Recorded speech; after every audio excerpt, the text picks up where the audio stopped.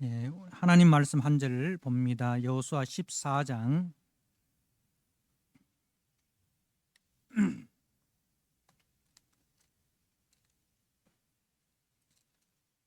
여호수아 14장 12절에서 15절 말씀.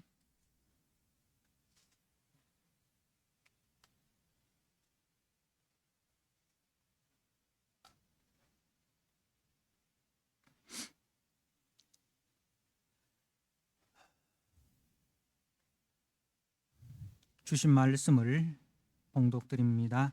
그날에 여호와께서 말씀하신 이 산지를 지금 내게 주소서. 당신 또 그날에 들으셨거니와 그곳에는 아낙 사람이 있고 그 성읍들은 크고 견고할지라도 여호와께서 나와 함께 하시면 내가 여호와께서 말씀하신 대로 그들을 쫓아내리다 하니, 여호수아가 여분네의 아들 갈렙을 위하여 축복하고 헤브론을 그에게 주어 기업을 삼게 하며, 헤브론이 그니스 사람 여분네의 아들 갈렙의 기업이 되어 오늘까지 이르렀으니, 이는 그가 이스라엘의 하나님 여호와를 온전히 쫓았습니다. 헤브론의 옛 이름은 기랏 아르바라. 아르바는 아낙 사람 가운데에서 가장 큰 사람이었더라. 그리고 그 땅에 전쟁이 그쳤더라. 아멘. 예, 우리가 잘 아시는 말씀 가운데 한 본문입니다. 가나안 정복 전쟁은 이 갈렙이 헤브론을 정복하는 것으로 이제 끝이 나게 되는 것입니다. 그러니까 전쟁의 종지부를 찍는 그런 아주 중요한 장면이죠. 그런데 이 갈렙이 이 헤브론을 정복하는데 여러 가지 여건과 상황을 보면 제 갈렙에게 결코 유리한 전쟁이 아니었다는 것입니다. 갈렙의 나이가 85세입니다. 그리고 이 헤브론의 옛 이름은 기럇 아르바라 했습니다. 이 아르바는 아낙 사람 중에서 가장 큰 사람이었더라. 이 아낙 사람들은 이제 여호수아와 갈렙과 함께 12 정탐꾼들이 가나안 땅을 정탐할 때에 보았던 그 거인 족속들입니다. 그 거인 족속들을 보고 저들이 이 땅은 좋지만 우리가 우리의 힘으로 정복할 수 없는 곳이구나 하고 절망케 했던 사람들이 아낙 사람들입니다. 그런데 그 아낙 사람들 중에서도 가장 큰 사람, 가장 강한 사람들이 이 모인 곳이 바로 기럇 아르바, 헤브론이었다는 겁니다. 그러니까 그 조건과 여건과 환경을 보면 그야말로 난공불락의 성입니다. 그런데 이 갈렙이 어떻게 이 헤브론을 정복하고자 하는 그 믿음을 갖게 되었느냐? 이제 12절 말씀에 이 산지를 내게 주소서. 여호와께서 말씀하신 이 산지라는 거예요. 여호와께서 약속하신 이 산지, 여호와께서 내게 주시리라 약속하신 이 산지를 지금 내게 주십시오. 당신 또 그날에 들으셨거니와, 그 여호수아에게 하는 이야기죠. 여호수아 당신 또 그날에 들으셨거니와 그곳에는 아낙 사람이 있고 그 성읍들은 크고 견고할지라도 여호와께서 나와 함께 하시면 내가 여호와께서 말씀하신 대로 그들을 쫓아내리다.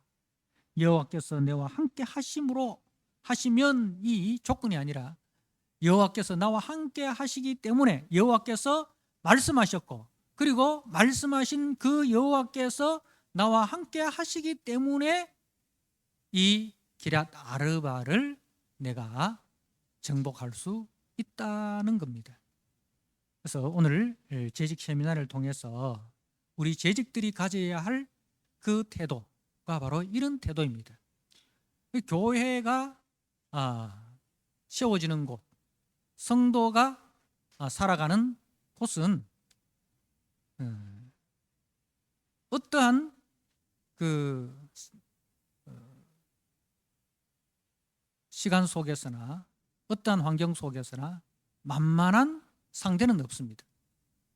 만만한 상황이 없다는 겁니다. 언제나 우리 앞에는 이 기럇 아르바와 같은 우리보다 더 강한 존재들이 있습니다. 우리 힘으로는 결코 감당할 수 없는, 이겨낼 수 없는 것이라는 거죠. 그런데 우리에게는 여호와께서 약속하신 그 약속을 붙들고 그리고 여호와께서 함께 하시기 때문에 우리가 그 환경을 이기고 그 여건을 이기고 그 조건을 이기고 믿음의 승리를 우리가 거둘 수 있는 것입니다. 그래서 우리가 늘 여호와께서 동행하시는, 여호와와 함께하는 그러니까 그 삶으로 나아가야 한다는 겁니다. 그래서 오늘 재직 세미나 나누어진 유인물을 함께 보도록 하겠습니다. 먼저 교회란 무엇인가? 우리가 교회를 섬긴다. 재직은 교회를 섬기는 자들입니다. 그죠? 교회를 섬긴다고 할 때 이 교회란 무엇인가? 늘 우리가 이제 듣던 말씀인데, 여러분들이 생각하는 교회란 무엇인가? 한번 적어 보시기 바랍니다. 여러분이 생각하는 교회란 무엇인가? 내가 생각하는 교회란 무엇인가?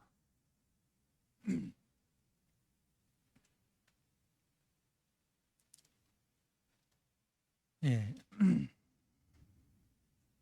저는 교회를 김은숙 집사님 남 쓰는 거 구경하지 말고 본인이 쓰시기 바랍니다. 다 썼어요? 본인 거 다 쓰고 난 거 구경하시구나. 본인은 뭐라고 적었고 옆에 사람은 뭐라고 적고 있습니까? 예? 예. 예.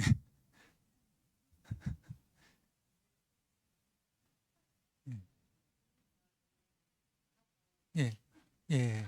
예. 예. 두 분 다 잘 적으셨습니다. 예. 그래서 교회란 이제 그리스도의 몸이죠. 이제 우리 두 분 집사님이 적은 것도 다 정답입니다. 근데 교회는 그리스도의 몸입니다. 교회의 머리는 그러면 누굽니까? 그리스도입니다. 그죠? 그래서 교회는 그리스도를 머리로 한 그리스도의 몸이다. 그 머리와 몸은 붙어 있지 않습니까? 근데 몸은 머리의 지시를 받습니다. 그죠? 머리의 지시를 받고 그 지시하는 대로 움직이는 것이 몸입니다. 근데 머리 따로 몸 따로 놀면 이건 뭡니까? 머리가 시키는데 몸이 그 머리가 시키는 것을 못 따라해요. 그건 병든 몸이죠. 병든 몸입니다. 그죠? 우리가 몸이 병들었을 때, 몸이 어디 아플 때에 독감이 심하게 걸렸다. 머리에서는 일어나서 밥 먹어야지 이렇게 하는데 몸이 천근만근이야. 입맛이 없어. 그러면은 움직일 수 없잖아요. 아플 때, 몸이 아플 때, 그 몸이 아플 때 우리는 머리의 지시를 따를 수가 없습니다. 그럼 어떻게 해야 됩니까? 빨리 그 몸을 이제 휴식을 취하고 이제 치료를 해서 몸의 머리의 지시를 받으면 즉각적으로 순종할 수 있는 그 몸의 상태를 만들어내야 됩니다. 그죠? 그걸 가지고 우리는 건강한 몸이라 그렇게 합니다.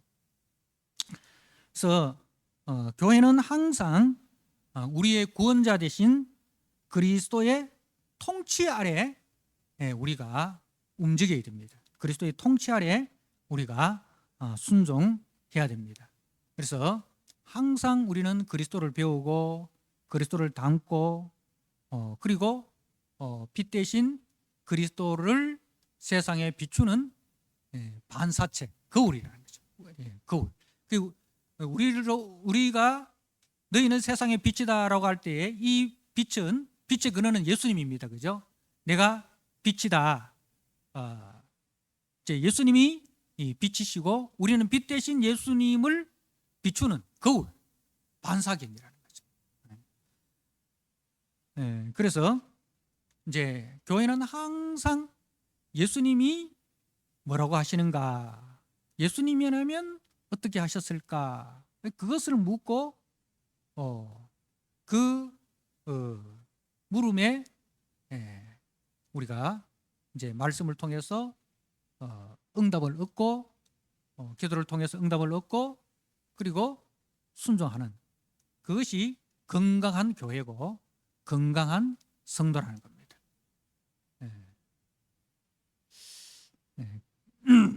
그렇지만은 여러분, 교회가 천국입니까? 교회는 천국은 아닙니다. 그죠? 근데 그 천국을 사모해서 모인 곳이 교회입니다. 그래서 교회는 천국의 그림자입니다. 천국의 그림자입니다. 완전하지는 않지만 늘 완전을 향해서 나아가는 것. 자신이 부족하다는 걸 아는 사람들. 내가 부족하다. 나는 미완성이다. 다른 말로 나는 공사 중이다. 나는 다 공사 중이다라는 거죠. 어떤 사람은 아직 기초를 닦는 사람이 있고, 어떤 사람은 이제 완공이 거의 다 되어가는 그런 이제 그 진행 과정만 다를 뿐이지, 완성된 사람은, 완공된 사람은 아무도 없고 다 공사 중에 있습니다. 그러니까 다 부족한 점이 있고 연약한 점이 있죠. 교회 안에, 그죠? 교회 안은 다 이제 예수님처럼 완전한 그 사람은 없고 다 부족합니다. 목사로부터 오늘 처음 교회에 나오신 새신자에 이르기까지 다 공사 중이라는 거죠. 그렇기 때문에 서로 존중해야 됩니다. 서로 약한 부분을 볼 때 공사 중에 있구나, 그죠? 공사 중에 있구나, 이렇게 그 존중하고 또 기다려 줄 아는 그 마음을 우리가 가져야 됩니다. 그래서 교회는 이렇게 따뜻한 곳이 되어야 됩니다. 따뜻한 곳, 서로 이렇게 존중하고 기다려주고 품어주고 따뜻한 곳이 되어야 됩니다. 그러면 재직이란 무엇입니까? 재직은 무엇이며 재직의 사명은 무엇입니까? 자, 여러분, 재직의 종류를 한번 여러분들이 아시는 대로 한번 적어 보시기 바랍니다. 재직의 종류. 재직이라고 할 때 재직해, 이번 주 오후 예배는 재직 헌신 예배로 드립니다 하고, 아니면 오늘 예배 후에 재직회로 모입니다. 우리가 이렇게 이제 광고를 내잖아요. 그럴 때 이 재직회로 모일 때 누가 모입니까? 어떤 분들이 모여요? 금방 교회에 등록하신 분이 참석할 수 있습니까? 재직회에? 세례 받았다고 다 참석할 수 있습니까? 집사 서리 집사, 그리고 안수 집사, 권사, 장로님, 전도사님, 목사, 이런 분들을 재직이라고 합니다. 그러면 재직회는 뭐예요? 재직회, 교회에 여러 회가 있잖아요. 제일 먼저는 공동의회로 모이고, 그 다음에 재직회로 모이고, 당회로 모이고, 그죠? 이게는 교회의 정치 형태입니다. 교회의 정치 형태가 이제 공동의회는 세례교인 이상 모든 성도들이 모이는 것을 공동의회라 하고, 재직회는 제 조금 전에 이야기했던 그 재직들이 모이는 회의를 재직회라고, 당회는 목사님, 장로님들이 모이는 것을 당회라고 하죠. 그러면 이 당회와 재직회와 공동의회는 어떻게 이루어집니까? 우리가 회의할 때 뭐가 있어야 됩니까? 안건이 있어야 됩니다. 그죠? 안건. 그 안건을 상정하는, 당회할 때 당회 안건이 있고, 재직회 할 때는 재직회 안건이 있고, 공동의회 할 때는 공동의회의 안건이 있습니다. 그 안건을 상정을 하고 이 안건을 가지고 논의를 합니다. 그죠? 이 안건을 서로 논의해서 그리고 결정하는 것. 그게 이제 그 공동의회, 재직회, 당회입니다. 자, 우리가 재직의 사명을 감당하기 위해서 재직은 이제 교회를 섬기는 직분이죠. 그리스도의 몸된 교회를 섬기라고 주님께서 집사를 세우시고 또 권사를 세우시고 장로를 세우고 목사를 세우고, 그죠? 교회를 섬기는 직분으로 이렇게 재직을 주셨는데, 그 재직의 사명을 감당하기 위해서 제일 먼저 우리가 은혜를 삼아야 됩니다. 교회의 일은 인간의 힘이나 인간의 지혜나 인간의 상식, 인간의 경험이 아닙니다. 만약에 교회가 세상의 지혜나 세상의 경험이나 세상의 상식을 가지고 교회가 운영된다면 그것은 더 이상 교회가 아니고, 교회라는 이름으로 모였지만은 실질적으로는 세상의 여러 모임 중에, 여러 기관 중에 하나가 될 수밖에 없습니다. 그래서 그런 교회는 교회의 기능을 상실해버려요. 그래서 교회와 세상의 다른 것은, 교회는 세상의 기준과 세상의 가치관이 아니라 예수님의 기준과 예수님의 가치관을 따라서 움직이는 것. 다시 말해서 예수님의 통치가 이루어지는 것이 교회입니다. 그죠? 그러기 위해서는 우리가 어떻게 해야 됩니까?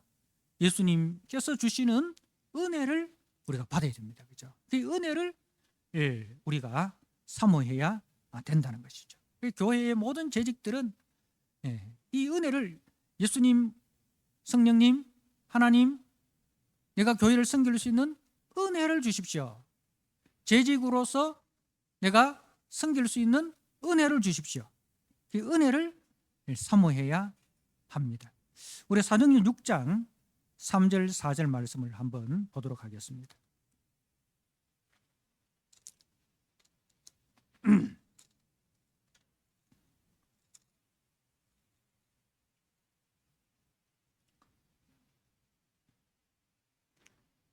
사도행전 6장 3절 4절 우리 같이 한번 읽도록 하겠습니다.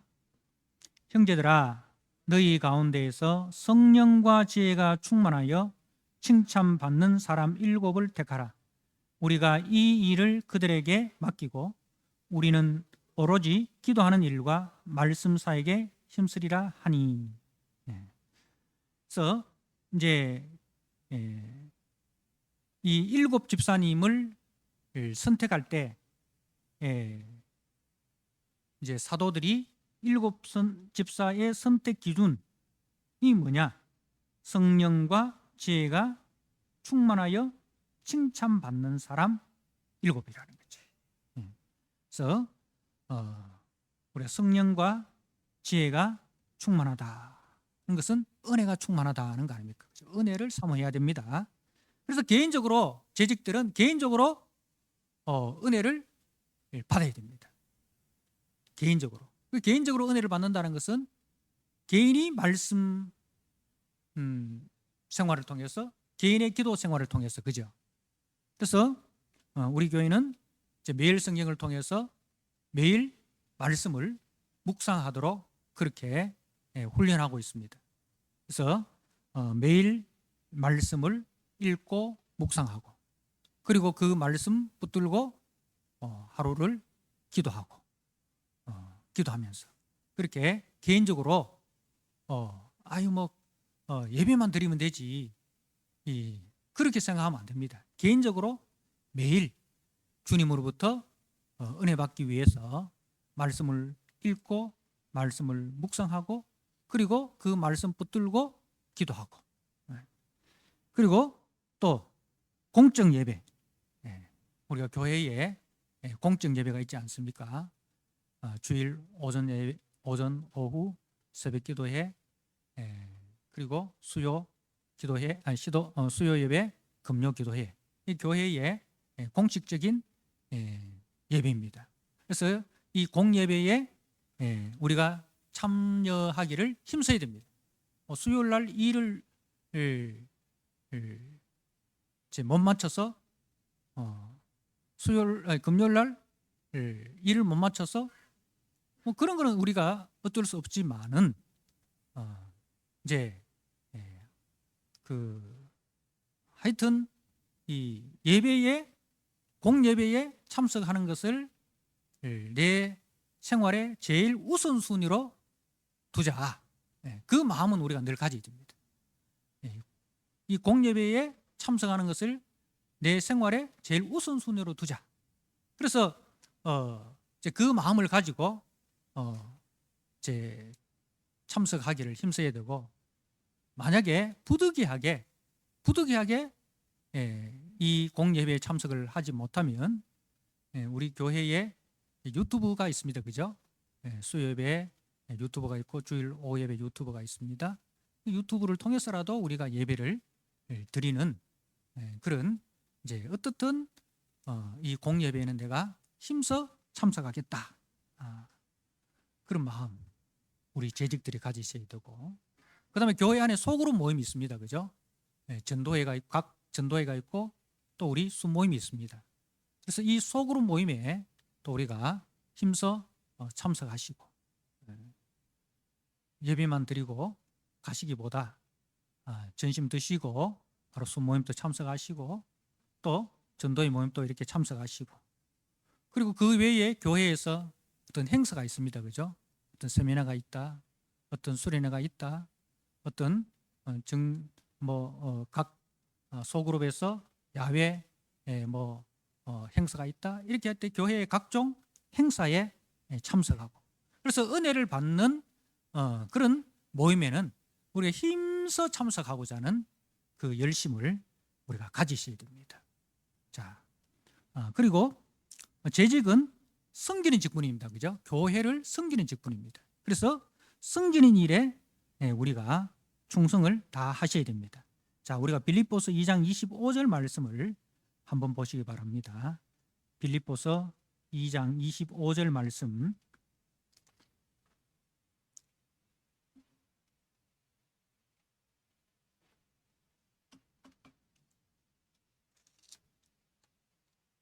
우리 같이 한번 읽도록 하겠습니다.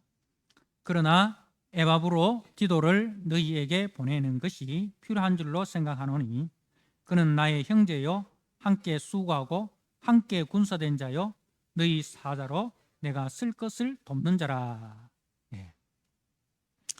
이 빌립보 교회는 바울이 이제 로마 감옥에 갇혔을 때에 그 바울을 섬기기 위하여 빌립보 교회에 충성된 재직인 에바브로 디도를 바울에게 파송했어요. 그래서 빌립보 교회가 모은 헌금을 가지고 이제 바울을 찾아갔고, 그 바울의 옥바라지를 이제 이 에바브로 디도로 하여금 하였습니다. 근데 얼마나 이 에바브로 디도가 충성되었는지 그 일을 하다가 병이 들었습니다. 병이 들었습니다. 근데 이 에바브로 디도가 그렇게 병들었다는 소식을 듣고 또 빌립보 교회가 근심하게 된 거죠. 그래서 그 근심하고 있는 빌립보 교회를 위로하기 위해서 이제 그 에바브로 디도를 다시 바울이 이 빌립보 교회로 보내는 장면인데, 그 보내면서 하는 말씀이 그거예요. 에바브로 디도를 너희에게 보내는 것이 필요한 줄로 생각하노니 그는 나의 형제요. 나의 형제. 지금 복음을 전하다가 감옥에 갇힌 그 바울의 형제라. 그리고 함께 수고하고 함께 군사된 자로 너희 사자로 내가 쓸 것을 돕는 자라. 그래서 재직의 모범적인 재직의 모습을 이제 보여줍니다. 그러니까 이 에바브로 디도의 섬김을 이제 말씀을 하는 겁니다. 그래서 이제 교회를 섬기는 일에 우리가 먼저 기도로 섬겨야 됩니다. 기도하는 재직이 되어야 됩니다. 자신을 위해서는 물론 기도하시겠지만 교회를 위해서 우리가 기도하셔야 됩니다. 교회에 우리 모든 재직들을 위해서 목사와 또 장로님들, 또 우리 권사님들, 집사님들, 교회 여러 직분들, 교회의 여러 기관들, 또 교회의 예배를 위해서, 또 교회에서 우리가 함께 협력하는 선교사님들을 위해서, 이제 내가 속한 전도회를 위해서, 내가 속한 순모임을 위해서, 이렇게 우리는 함께 기도하는 그 섬김, 기도의 섬김. 그리고 또 우리는 재직은 교회의 이제 그 전체 살림을, 그 재직회에 제일 우리가 많이 하는 게 뭐예요? 재직회 하면 대부분 우리가 재직회는 뭘 하기 위해서 모입니까? 재직회 할 때마다 뭐 합니까? 재정보고 하잖아요. 그죠? 재정보고. 그 여러분들이 헌금하신 헌금이 이렇게 사용되었습니다. 그걸 보고하는 거예요. 왜 보고합니까? 여러분들이 헌금했기 때문에. 그죠? 여러분들이 교회의 일꾼으로서 이제 교회에 헌금하셨기 때문에 교회 살림을 우리가 여러분들이 내신 헌금으로 교회 살림을 이렇게 살았습니다 라고 이렇게 보고를 하는 거예요. 보고는 누가 누구에게 하는 거예요? 이제 그 직원이 사장한테 보고하잖아요. 그래서 교회가 이제 사장 대신 여러분들에게 보고를 하는 겁니다. 그러니까 이제 그 재직들은 헌금으로 섬기는 일에 충성을 다하셔야 된다는 거죠. 왜? 왜 그렇습니까? 이 교회의 주인이 재직들이니까. 교회 주인이 물론 주님이시지만 우리가 주인 정신을 가져야 된다는 거죠. 우리가 청지기 정신을 가져야 되는 것은 당연하고, 또 이 교회의 책임을 지는, 그래서 교회의 재정이 부족하면 함께 기도하고 그렇게 이제 그 헌금하는 일에 우리가 최선을 다해야 된다는 거죠. 뭐 내 수입이 이 정도니까 요 정도 내가 11조하고 요 정도 뭐 성교헌금하고 요 정도 건축헌금하고 뭐 하면 되지 하고 잊어버리는 것이 아니라 그렇게 하고 교회가 뭐 부족하다, 이번에 뭐 특별하게 선교에 선교사님들 가운데 어려움이 생겨서 선교 헌금이 좀 부족하다, 교회 이번에 금리가 올라가지고 교회의 빚을 갚는 그 이자가 부족하다, 또 교회에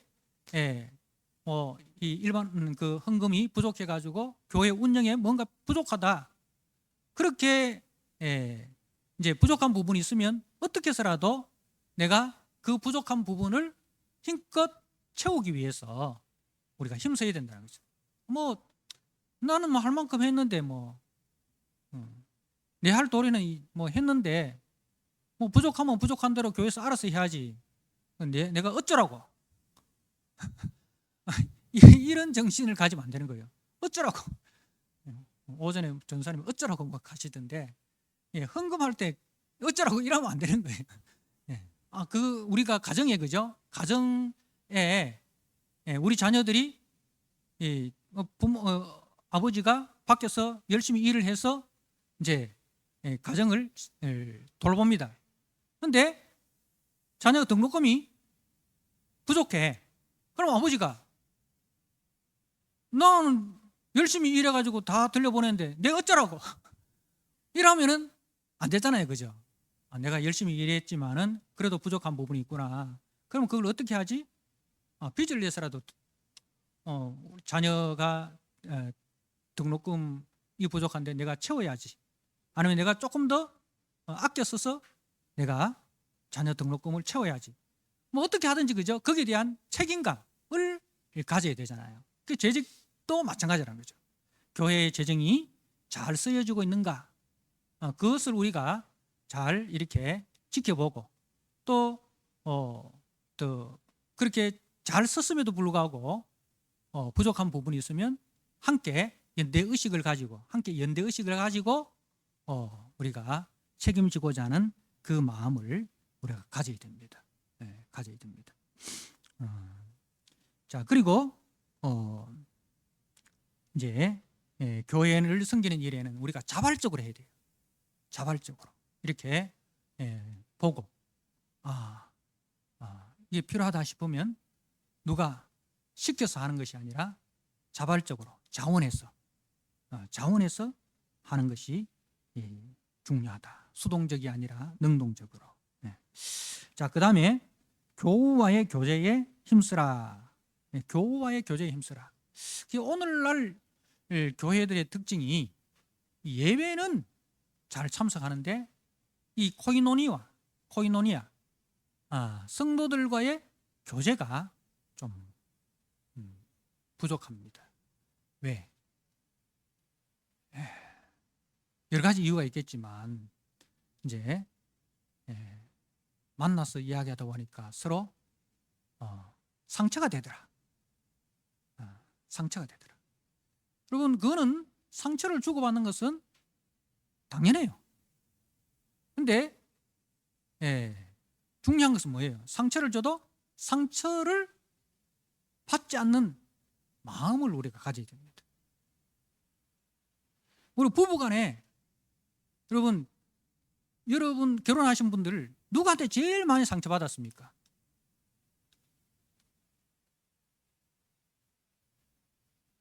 아무도 말을 못하죠. 괜히 말했다가는 또 집에 가서 그죠? 또 힘들잖아요.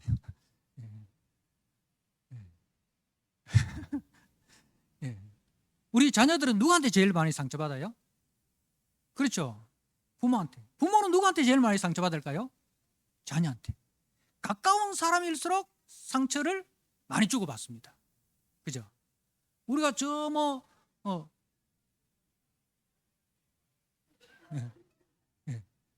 중앙방송 중이니까 지방방송은 꺼주시기 바랍니다.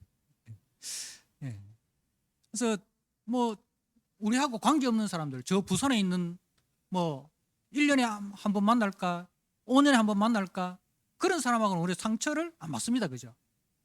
그런 사람은 만나면 좋은 친구예요. 오랜만에 만난 사람들은 좋은 친구예요. 근데 자주 만날수록 우리가 상처를 받습니다. 가까이 있을수록 상처를 받습니다. 그러니까 교회 안에서 우리가 상처를 주고받는 것은 당연하다고 생각해요. 우리 다른 교회 사람들한테 상처 받습니까? 이 교회는 너무 상처를 많이 줘 해가지고 다른 교회 갔습니다. 그 사람이 다른 교회 갔습니다. 상처 안 받을까요? 상처 받습니다.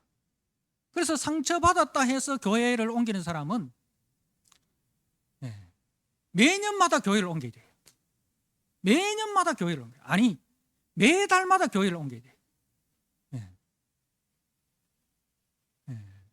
그래서 우리가 가까이 지내다 보면 상처를 주고받는 것이 당연하다고 생각해야 돼요.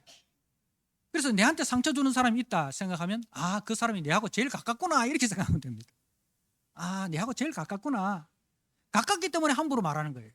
우리 부부간에 부모 자식 간에 말하는 거 보면 함부로 말하잖아요. 네. 아, 저 사람이 나를 제일 편하게 생각하는구나.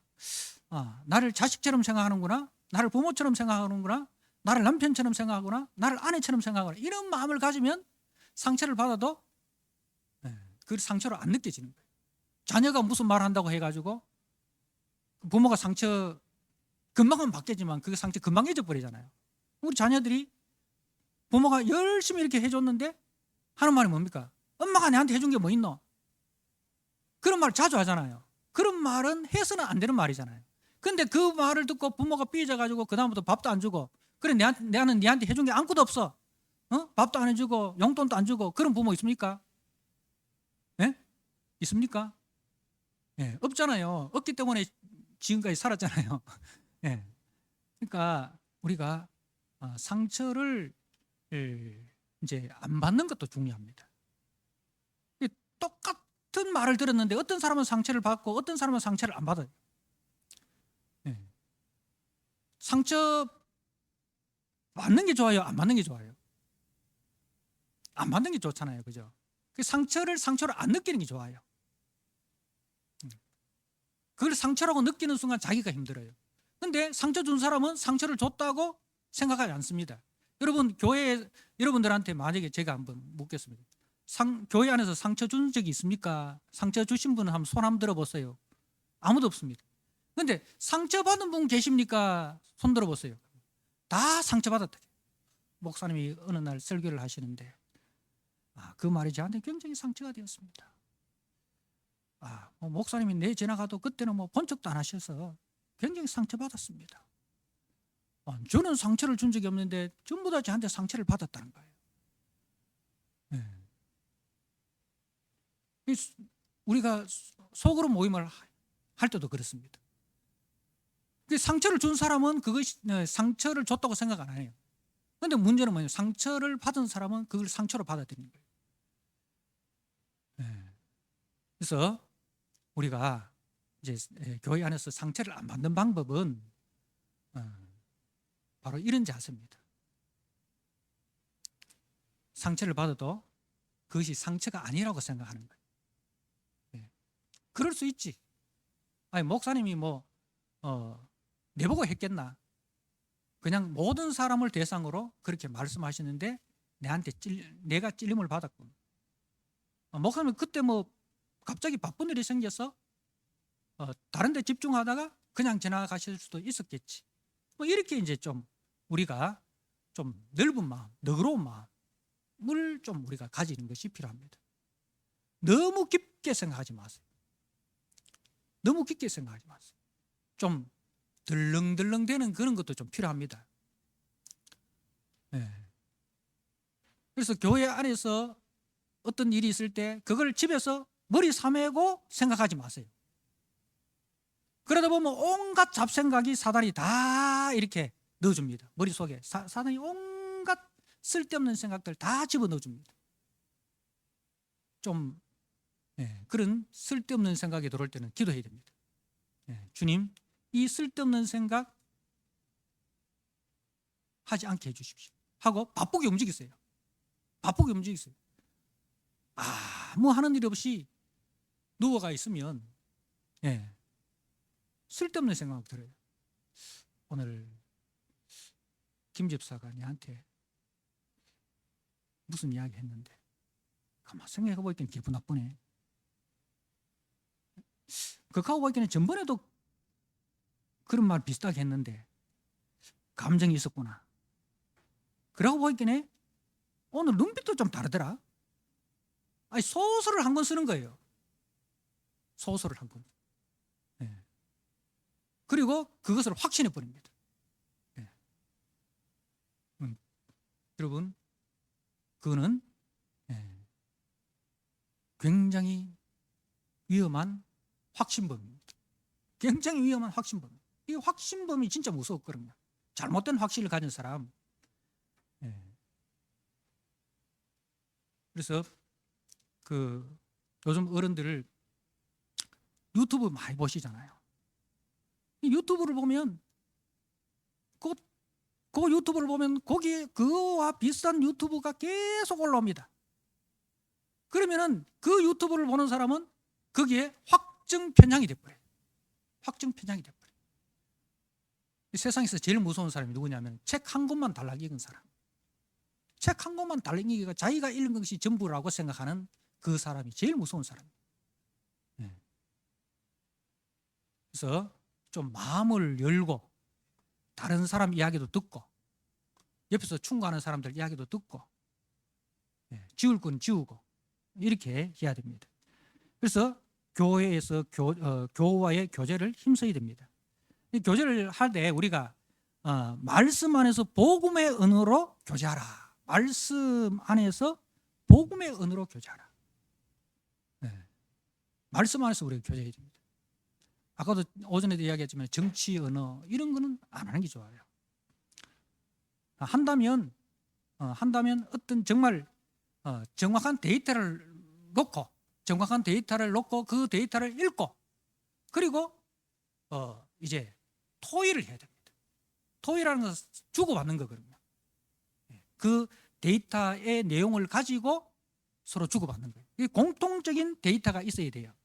그런데 왜 이게 정치적인 이야기를 하면 안 되느냐 하면 그 좌편향적인 유튜브를 보는 사람은 그 좌편향적인 유튜브만 계속 올라오니까 거기에 대해서 확증 편향을 갖고 있고 우편향적인 유튜브를 보는 사람은 이제 그 유튜브만 계속 보는 거예요. 그런데 유튜브는요, 자본주의 사회는 뭐든지 돈이 돼야 되거든요. 돈이 되기 위해서는 뭐냐, 자극적인 소스를 줘야 됩니다. 자극적인 소스. 그 일반 뉴스에서는 나오지 않는 아주 선동적이고 자극적인 것을 이렇게 내보내야 사람들이 뭐지 하면서 보는 거예요. 그럼 뭐지 하면서 보면 그게 전부 다 내한테 돈으로 들어와. 그러니까 유튜브들이 거짓 선동을 이렇게 할 수밖에 없어요. 왜?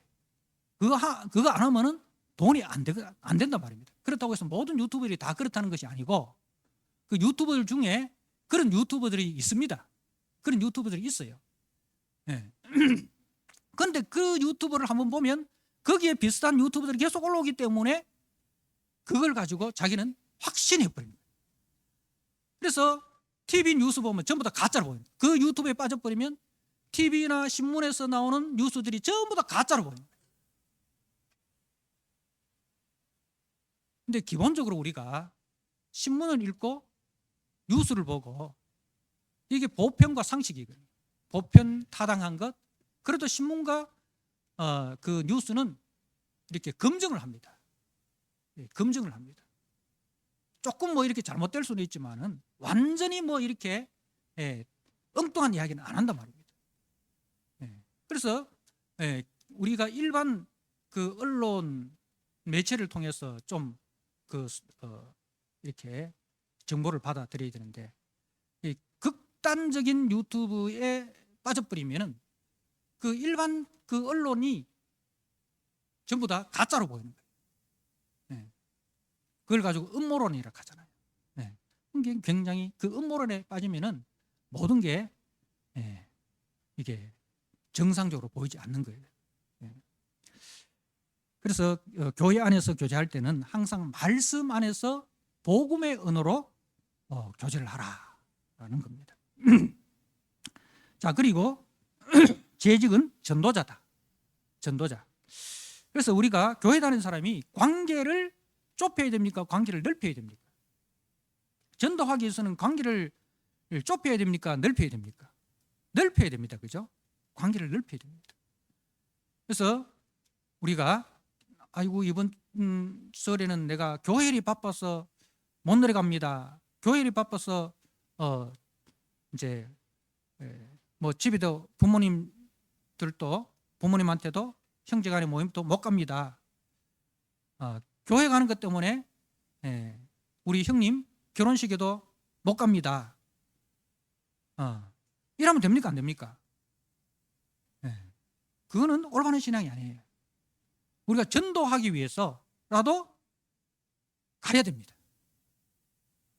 주일날 만약에 행사가 있다면 토요일에라도 가서 형님, 누님, 아버님 하면서 봉투를 내미세요. 봉투를 내밀 때 가서 당일날 가서 부조를 10만 원 할 것 같으면 그날은 15만 원, 5만 원을 더 넣었어요. 내가 그 주일날 내가 가야 되는데 주일날 내가 교회 가기 때문에 부득이하게 내가 토요일날 왔습니다 하고 5만 원 더 넣어가지고 딱 드리면 교회 욕할까요? 안 욕할까요? 욕 안 합니다. 역시 교회 다니는 사람 뭐가 달라도 달라. 그 5만 원 더 넣는 것 때문에 전도의 문이 열려요. 교회 다니는 우리 며느리 참 훌륭하다. 교회 다니는 우리 사위 참 훌륭하다. 그날 결혼식에 참석 안 해가지고 다른 사람들이 누구 왜 안 왔냐 이렇게 할 때에 누가 방어해 줄까요? 그분이 다 방어해 줍니다.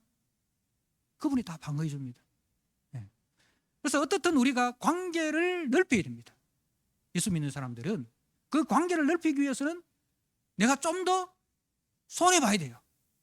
그죠? 내가 좀 더 손해봐야 돼요. 친구들 만나가지고 다른 사람 밥 한 번 살 때 내가 2번 사요. 예수 믿기 때문에. 밥 2번 사요.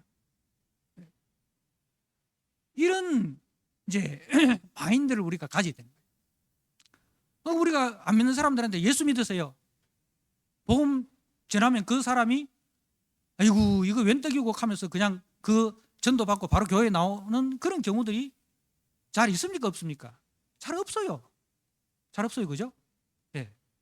그런 경우는 진짜 잘 없어요. 이렇게 우리가 이제 계속적인 관심과 계속적인 사랑을 우리가 보여줄 때 때가 되면은 이제 마음의 문이 열리는 겁니다. 그래서 관계를 넓혀가라. 내가 서 있는 곳이 전도의 자리다. 내가 서 있는 곳이 전도의 자리다. 내가 서 있는 곳, 우리 가정에 내가 전도자로 우리 가정에 파견되었다, 파송되었다. 그죠?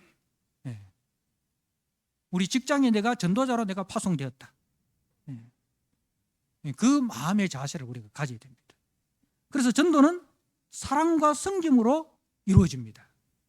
전도는 말로서가 아니라 우리의 사랑과 우리의 섬김으로 전도가 이루어진다는 거예요. 그렇게 해서 이 관계 전도를 통해서 우리가 전도가 되어야 되지, 노방 전도라든가 이런 부분은 우리가 물론 해야 되지만 열매가 적습니다. 자, 그리고 교회 재직의 사명은 영적 질서에 우리가 순종해야 됩니다. 영적 질서. 교회는 어떤 사법권이 있는 게 아닙니다. 그죠? 뭐 세상처럼 잘못하면은 과태료 내고, 그죠? 뭐 이렇게 하면은 질서가 잡히겠죠. 그죠? 세상 질서는 그렇게 잡습니다. 그죠? 빨간 신호등에 차가 갔어요. 과태료 10만 원 받았어요. 그러면 그 사람은 그 다음부터 신호 위반 할까요? 안 할까요? 조심하죠. 어쩔 수 없이 모르고 위반하는 거는 모르겠지만 이제 의도적으로 위반은 안 할 겁니다. 그 세상 질서는 그렇게 이제 어떤 그 질서를 어겼을 때에 제재를 가합니다. 법적 제재를 가하든지 어떤 금전적인 제재를 가하든지 신체적인 제재를 가하든지 그런 제재를 가해서 질서를 잡아갑니다. 그죠? 근데 교회 질서는 그렇게 할 수 없잖아요. 교회에서 어떤 문제를 일으켰다고 해서 과태료 10만 원 목사가 발급을 했습니다. 그 사람 낼까요? 안 낼까요? 안 내죠. 또 과태료를 물리는 그런 목사도 없겠지만 그렇게 해서 교회 질서는 유지되는 게 아니잖아요. 영적 질서예요. 이 영적 질서는 어떻게 서로 존중해야 돼요. 서로 존중해야 이게 질서가 이루어집니다. 그래서 먼저 우리 중직자들이 이 더 낮은 마음으로 몸과 물질과 시간과 기도로 섬기는 본을 보이는 거예요. 우리 중직자들이 먼저 이 영적 질서, 우리 예수님께서 우리를 어떻게 섬기셨는가, 어떻게 사랑하셨는가. 그리고 교회는 그 예수님처럼 우리가 생각하고 예수님처럼 말하고 예수님처럼 행동하면 모든 질서가 다 잡히잖아요. 그걸 가지고 우리는 영적 질서라고 하는데, 이제 먼저 은혜 받은 중직자들이 그렇게 예수님의 마음을 가지고 섬기고 예수님의 마음을 가지고 낮아지고 예수님의 마음을 가지고 이해하고 받아들이고 포용하고, 그걸 보면서 이제 교회에 처음 이래 오신 분들이 그걸 보고 배우는 거예요. 그렇게 이렇게 영적 질서를 우리가 잡아가는 거잖아요. 교회는 가정과 마찬가지라고 생각하면 됩니다. 가정은 어떤 뭐 이렇게 사법 질서를 통해서 가정의 질서가 잡히는 게 아니잖아요. 부모님의 그 헌신을 보고 부모님이 나를 위해서 헌신하고 수고하고 하는 걸 보고 자녀들이 마음의 감동을 받아가지고 부모님을 존중하잖아요. 그죠? 부모님을 존중하고 부모님을 존경하고 하듯이 그렇게 서로 섬기는 마음을 가질 때 이제 영적 질서가 잡혀지는 겁니다. 그래서 우리 중직자들이 먼저 그런 본을 보이고 또 중직자들을 대하는 태도도 우리가 달라져요. 그분들을 그렇게 섬기는 분들을 귀하게 여기고 또 그렇게 섬기는 분들을 우리가 존중하고 또 그런 분들의 조금 부족한 부분 또 연약한 부분이 보일지라도 그것을 들춰내는 것이 아니라 장로님도 공사 중이고 목사님도 공사 중이고 다 공사 중이지 하고 이해하고 기다려주고 그게 이제 아름다운 교회의 하모니를 이루어가는 겁니다. 자, 그리고 재직이 가져야 할 마음은 무엇입니까? 첫 번째로 청지기 마음입니다. 청지기 마음. 내 것이 아니고 다 주님의 것입니다 하는 거잖아요. 청지기는 내 것이 아니고 다 주님의 것입니다. 시간도 생명도 건강도 재산도 능력도 다 내 것이 아니고 주님이 주신 것이고 주님이 원하시면 주님의 뜻대로 잘 선용하겠습니다. 주님께서 내게 맡기신 것이기 때문에 주님이 필요하시다고 할 때에 내가 내 시간도 드리고 내 물질도 드리고 심지어 내 생명까지도, 그죠? 내 생명까지도 드리는 청지기 마음. 자, 그리고 이제 교회는 어머니의 마음을 가져야 됩니다. 어머니의 마음. 교회는 온갖 종류의 영적 환자들이 모이는 곳입니다. 그죠? 교회는 건강한 사람들이 모이는 곳이 아니라 병원이 육신의 질병을 가진 사람들이 모이듯이 교회는 영혼의 병자들이 모이는 곳이 교회다. 그래서 다 상처가 있는 사람들입니다. 다 상처가 있는 사람들입니다. 그래서 교회는 온갖 종류의 영혼의 환자들이 모이는 곳이기 때문에 내가 따뜻한 사랑으로 품어줘야 됩니다. 어떤 병은 즉각적으로 낫는 병이 있지만 어떤 병은 오랜 시간 치료해야 낫는 병이 있습니다. 그죠? 그런 그 영혼의 환자들은 우리가 이제 오랫동안 참고 기다리면서 품어줘야 되는 거예요. 한두 번 해보고 저 사람은 안 돼. 이렇게 의사가 말기암인데 한두 번 방사선 치료해보고 안 돼. 포기 안 하잖아요. 끝까지, 그죠? 끝까지 이렇게 해서 그 환자를 치료하기 위해서, 고치기 위해서 수고하고 애쓰듯이 교회도 마찬가지예요. 교회도 보면 영적 말기암 환자들이 있습니다. 영적 말기암 환자들. 그러니까 그 환자들은 자기 의지대로 움직일 수 없어. 많은 사람들의 손길이 필요합니다. 많은 사람들의 손길이 필요합니다. 그래서 이제 어머니가 자식이 그 힘들고 어려울 때 어떤 마음입니까? 아유 귀찮아 죽겠네. 아유 귀찮아 죽겠네.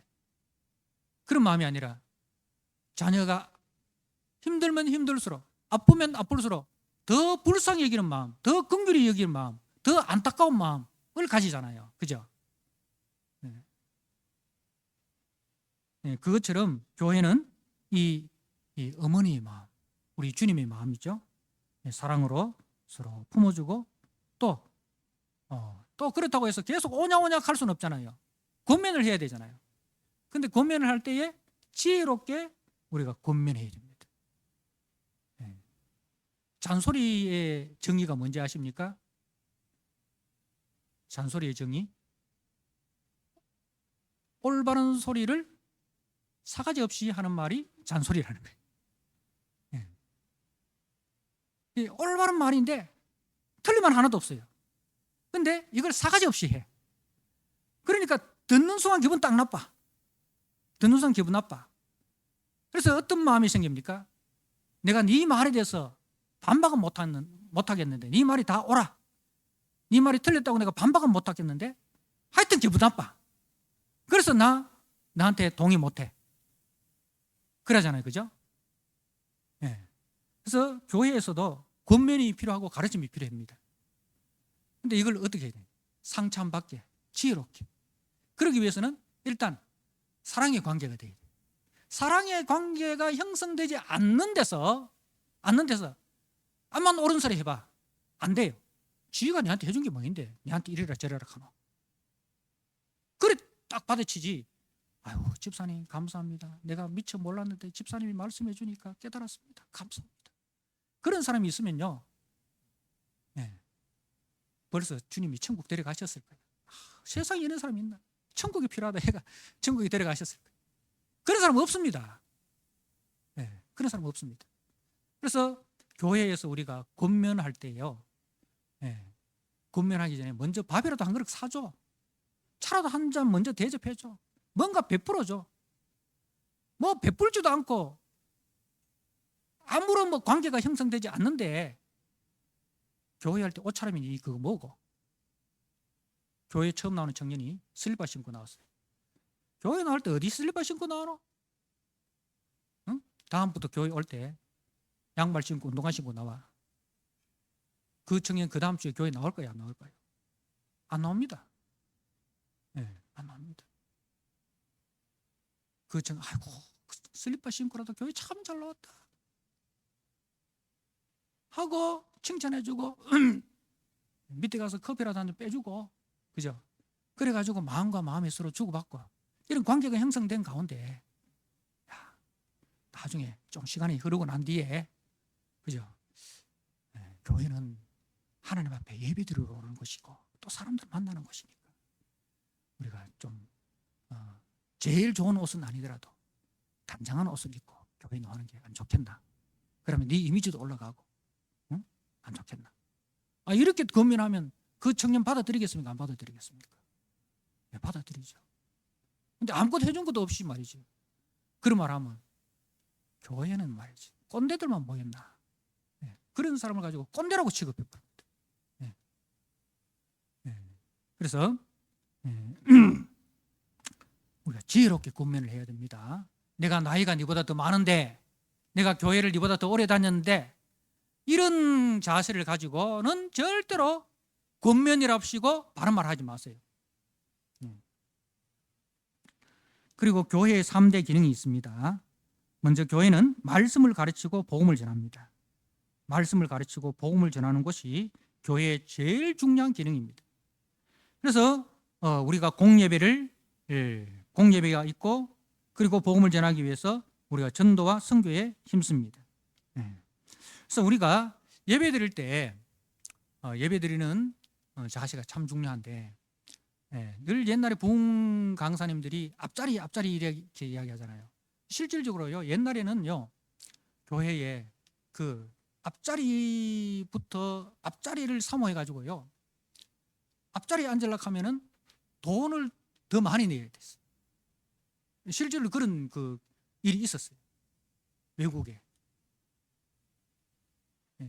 그래서 서로 앞자리에 앉으려고 해가지고 앞자리에 앉는 사람은 돈을 더 많이 내야 앞자리를 앉는 거예요. 그 돈 없는 사람은 제일 뒷자리에 앉는 거예요. 네. 우리 장로님들은 돈이 제일 많으셔서 앞자리에 앉으시죠. 네. 그래서 이렇게 제일 이 앞자리는 옛날에는 은혜를 사모해가지고요, 제일 앞자리부터 이렇게 앉았어요. 근데 국회에 가면 어떻습니까? 국회에 가면은 앞자리 누가 앉습니까? 초선들.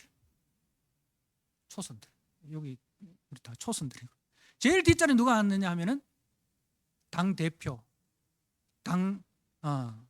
그 총재, 뭐 5선, 6선 뭐 이런 사람들이 제일 뒷자리 앉는 거예요. 그래가지고 이래 앉잖아요. 의자 빙글빙글 돌리면서.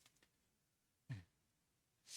어떻든 이제 우리가 은혜를 받기 위해서는 가까이 오셔야 돼요.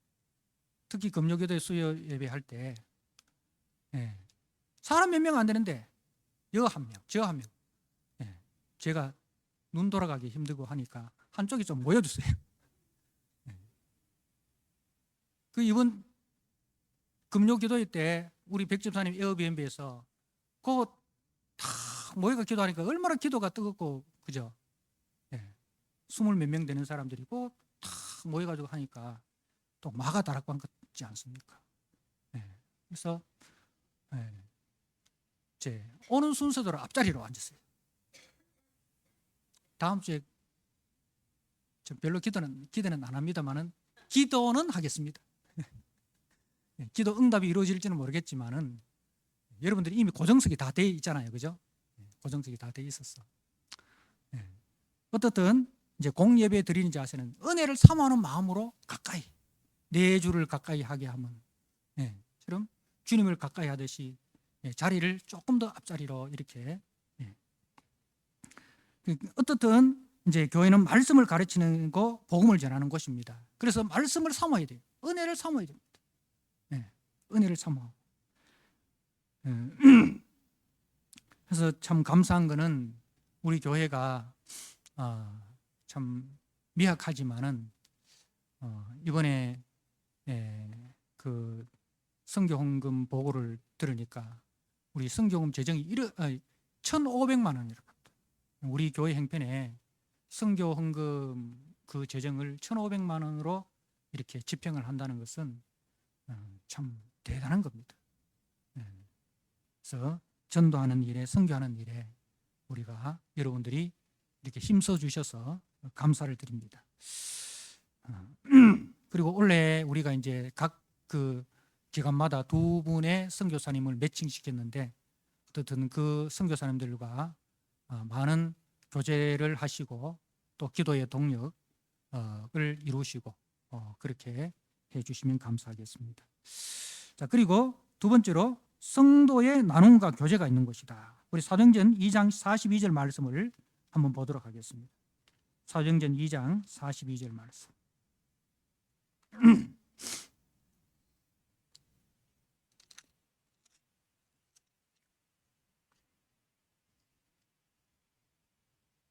같이 한번 읽도록 하겠습니다. 시작.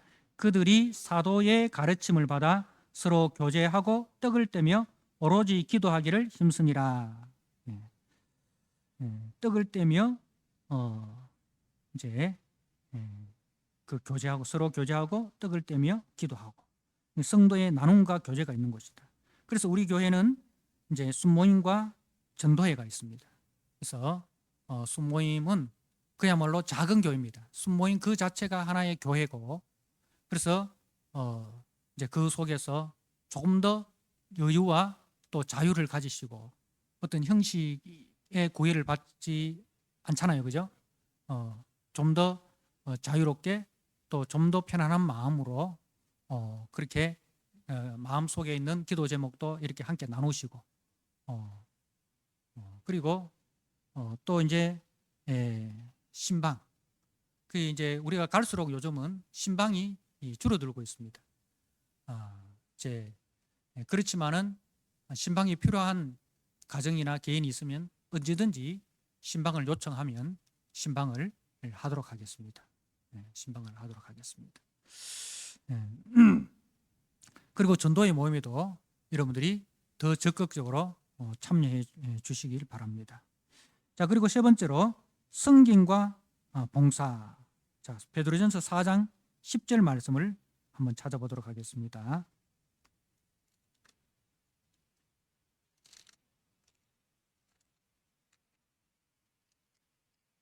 베드로전서 4장 10절 같이 한번 읽도록 하겠습니다. 각각 은사를 받은 대로 하나님의 여러 가지 은혜를 받은 선한 청지기 같이 서로 봉사하라. 서로 봉사하라. 그래서 결국은 그 사람의 영적 수준은 어디서 나타나느냐? 성김과 봉사에서 그 영적 수준이 나타나는 거예요. 그러니까 이 성김과 봉사라는 것은 뭡니까? 여호와께서 베푸신 은혜를 내가 무엇으로 보답할꼬? 그죠? 나 같은 죄인을 주님이 피 흘려 값주고 사셨는데, 그래서 교회의 재직으로 나를 세워주셨는데, 이 은혜에 내가 무엇으로 보답할꼬? 그 은혜에 감사하고 감격해서 제 자원에서 나오는 것이 성김과 봉사입니다. 그래서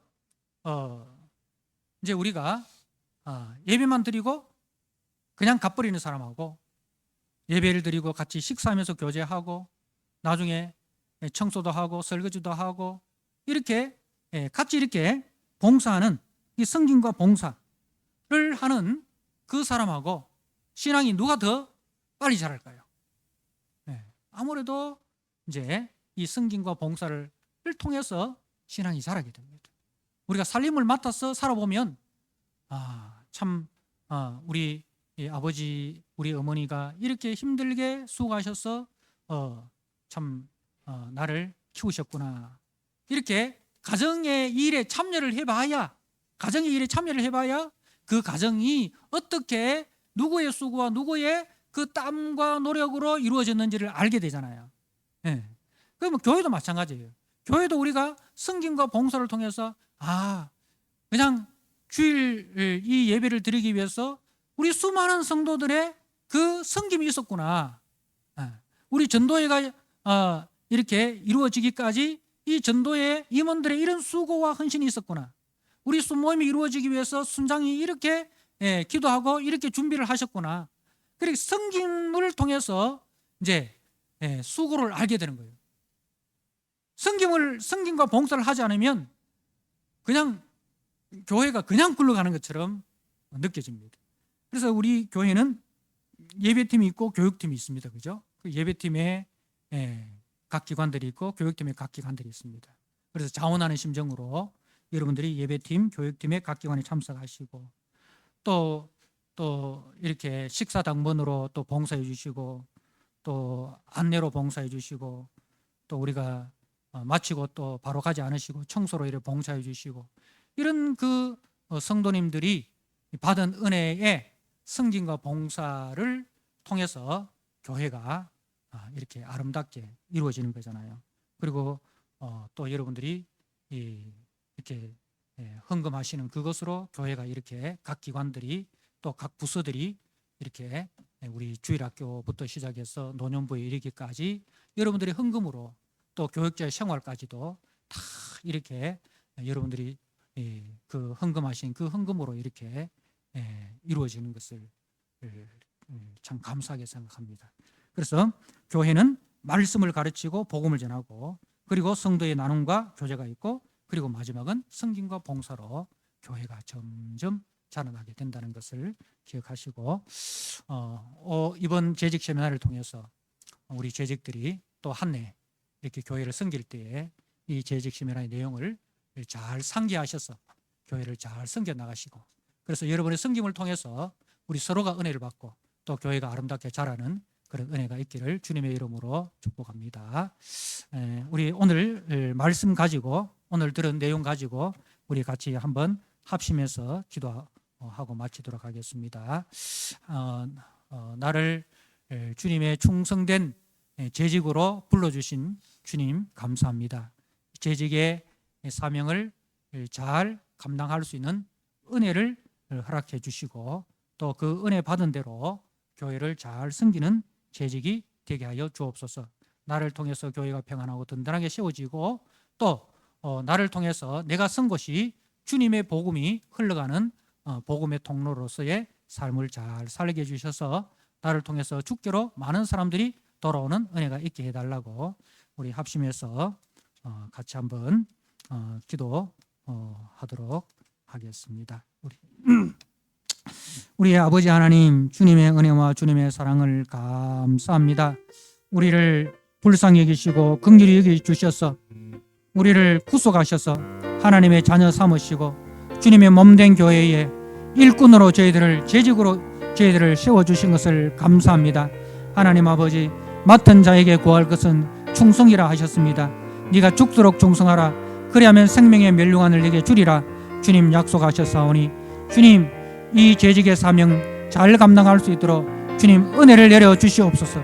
은혜 받기 위하여 우리가 개인적으로 말씀과 기도에 힘쓰게 하시고 또 교회의 공예배와 교회의 각종 소그룹 아버지 순모임과 전도의 모임 또 교회의 각종 행사에 열심으로 참여하게 해주시고 또 재직으로 우리가 교회의 헌금 생활에 또 우리가 각 그 예배팀과 교육팀에 또 우리가 식사당번으로 또 각 부서에서 하나님 아버지 내게 주신 그 직분을 따라 사명을 따라 잘 감당하게 하여 주시옵소서.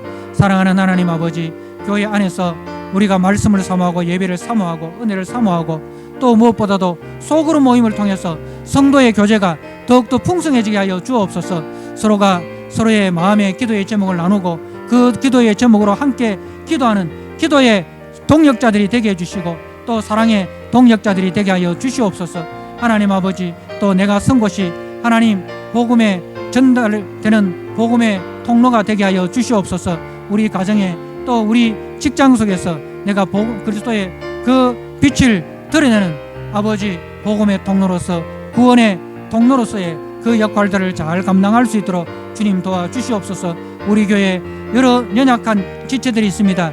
육신이 연약한 지체들, 영혼이 연약한 지체들 하나님 아버지 기억하여 주시고 하나님 저들에게 따뜻한 사랑으로 따뜻한 말로 우리가 위로하고 격려하고 또 지혜로 잘 권면하여서 함께 자라나는 우리 교회 공동체가 되게 하여 주옵소서.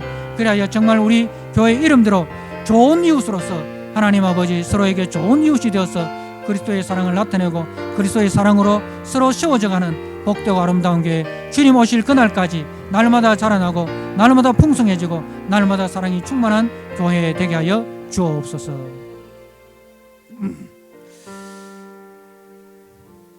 아버지 하나님 감사합니다. 우리를 충성되이 여겨 주님의 몸된 교회에 재직으로 불러주신 것 감사합니다.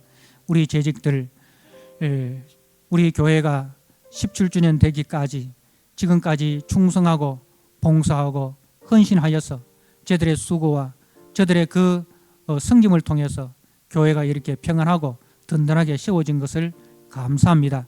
하나님 아버지, 올 한 해도 우리 재직들이 주께서 맡기신 그 직분을 따라 잘 감당할 수 있도록 영혼이 잘된같이 범사가 잘되고 강건케 하여 주시옵소서.